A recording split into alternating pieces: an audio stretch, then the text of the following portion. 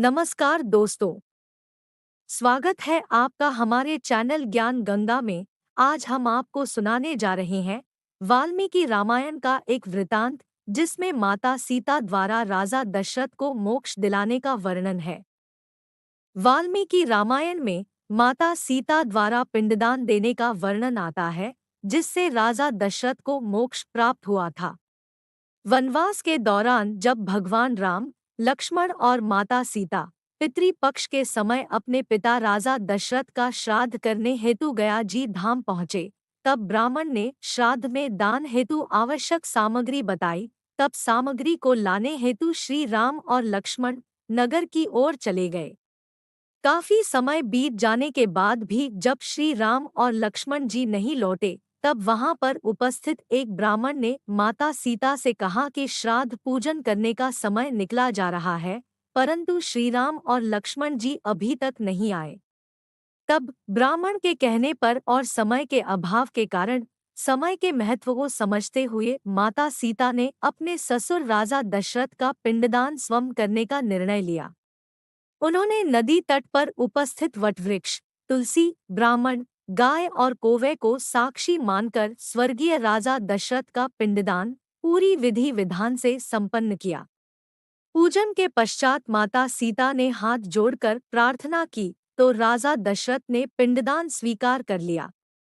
इस बात से माता सीता अत्यंत प्रसन्न हुई कि राजा दशरथ ने अपनी पुत्र वधू से पिंडदान स्वीकार किया।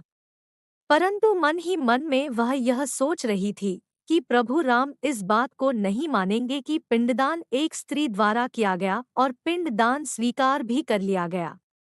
तभी भगवान राम और लक्ष्मण पूजन सामग्री लेकर आए और पिंडदान के विषय में पूछने लगे। तब माता सीता ने प्रभु राम से कहा कि समय के अभाव के कारण मैंने स्वयं पिंडदान कर दिया है।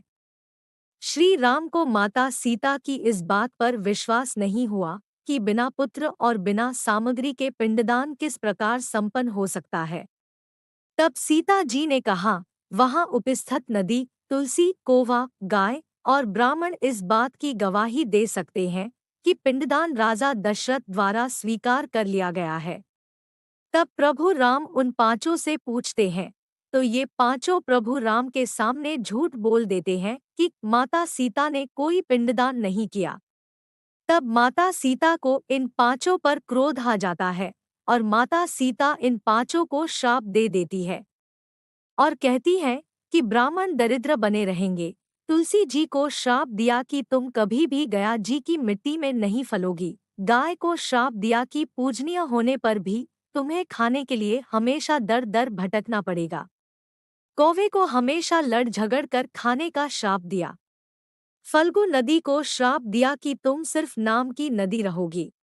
इसलिए आज भी हिंदू धर्म में गाय के पिछले हिस्से की पूजा की जाती है और ब्राह्मण आज भी दरिद्र देखे जाते हैं और गया जी की मिट्टी में आज भी तुलसी का पौधा नहीं उगता। कौए हमेशा लड़ झगड़ कर ही खाना खाते हैं और गया जी में फल्गु नदी आज भी सूखी है। सीता माता द्वारा दिए गए श्राप का प्रभाव आज भी इन पांचों में देखा जाता है। इन पांचों को झूठ बोलने पर श्राप मिला, तो वहीं वटवृक्ष के सत्य कहने पर माता सीता ने वटवृक्ष को वरदान दिया और कहा कि तुम्हें लंबी आयु प्राप्त होगी तथा हमेशा दूसरों को छाया प्रदान करोगे, तथा जो भी पतिव्रता नारी तुम्हारी पूजन कर तुम्हें जल अर्पित करेगी, उसके पति की दीर्घायु होगी। हिंदू धर्म में आज भी वटवृक्ष का पूजन पति की लंबी आयु के लिए किया जाता है। वाल्मीकि रामायण का यह छोटा सा वृतांत अगर आपको अच्छा लगा हो तो आप हमारी इस वीडियो को लाइक जरूर करें और हमारा चैनल सब्सक्राइब करें।